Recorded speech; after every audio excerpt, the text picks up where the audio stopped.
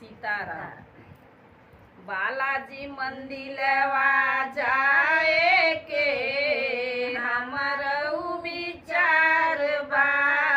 बालाजी मंदिरवा जाए के हमर विचार बा।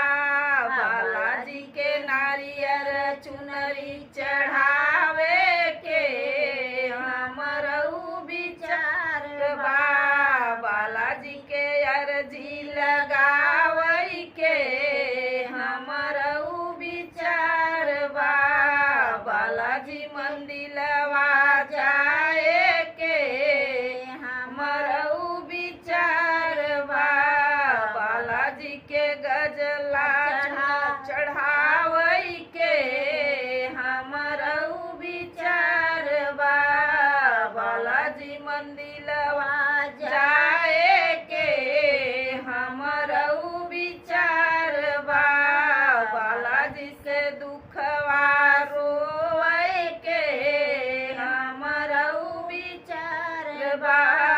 बालाजी मंदिरवा जाए के हमर विचार बा।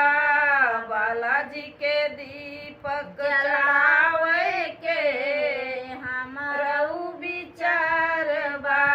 बागेश्वर धाम जाए के हमर विचार बा।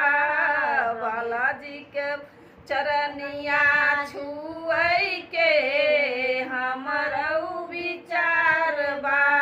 मंगिया सोहगवा अमर करई के हमर विचार बा। बालाजी मंदिरवा